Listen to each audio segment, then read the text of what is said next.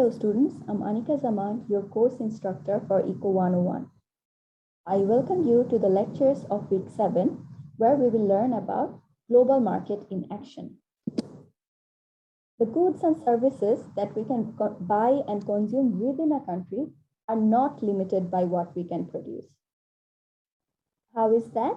Because we can also buy and consume goods that are produced in other countries. And we can enjoy this facility through trade. What is trade?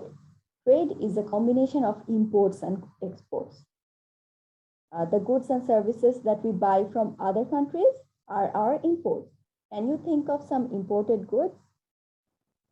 Yes, iPhones, Xbox, or foreign branded cosmetics and makeups are imported goods. And what about exports?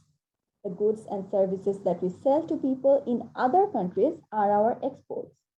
I'm sure if I ask you to tell me about some goods that we export from Bangladesh, the first name that will come to your mind is ready-made garments, because the RMG products or the ready-made garments accounts for almost 86% of export earnings in Bangladesh.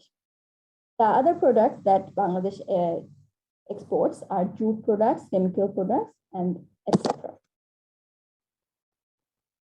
What is the present state of international trade? Over the last 2 centuries, trade has grown remarkably, completely transforming the global economy. The value of global trade is huge. Today, about 1/4 of total global production is exported. So what drives this international trade?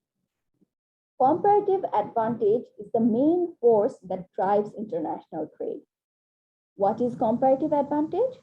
It is a situation in which a person can perform an activity or produce a good or service at a lower opportunity cost than anyone else. This same idea applies to all nations. We can define national comparative advantage as a situation in which a nation can perform an activity or produce a good or service at a lower opportunity cost than any other nation. Let me give you an example to understand the concept better. The opportunity cost of producing a t-shirt is lower in China than in the US. So China has a comparative advantage in producing t-shirts. The opportunity cost of producing an airplane is lower in the US than in China. So the United States has a comparative advantage in producing what? Airplanes. That's right.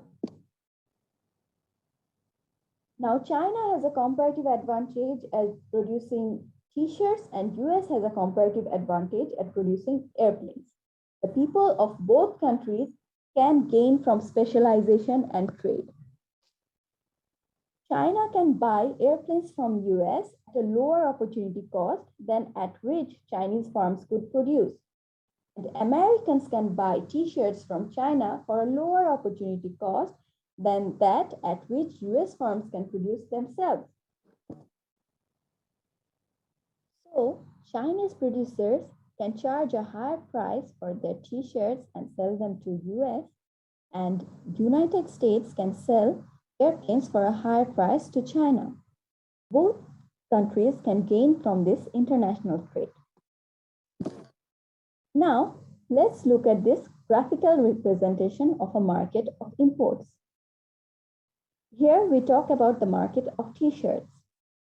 In the first graph A, we have no international trade. So, on the y-axis, we have price of t-shirts. On the x-axis, we have the quantity of t-shirts. We have the demand curve for US for t-shirts and the supply of US for the t-shirts.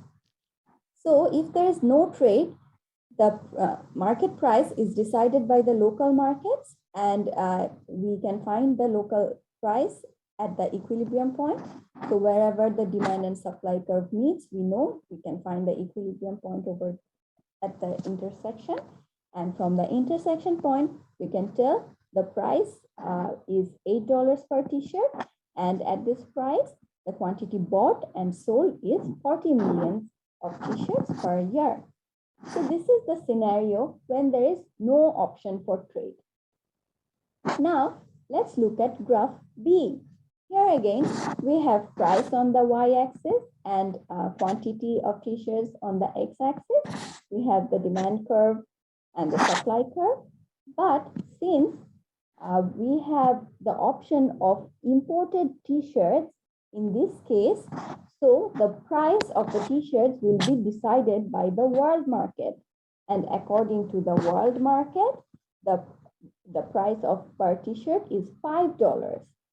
So at this price, the quantity produced in the US for t-shirts is only 20 million of t-shirts per year, whereas at this price, the quantity demanded for t-shirts is 60 million t-shirts per year. So we can see that there is a gap of quantity bought and quantity produced in US. So how is this, how does the buyers get this additional amount of the t-shirts? They get this additional amount of the t-shirt from imported t-shirts. So the amount of t-shirts that is imported is 60 minus 20, 40 million t-shirts per year. So we can tell that if there is no international trade, the price of t-shirt is decided by the local market. And when there is trade, the price of the t-shirt is decided by the world market. And here we can see that the price falls for t-shirts, and 40 millions of t-shirts are imported to fulfill the demand of t-shirts at this price.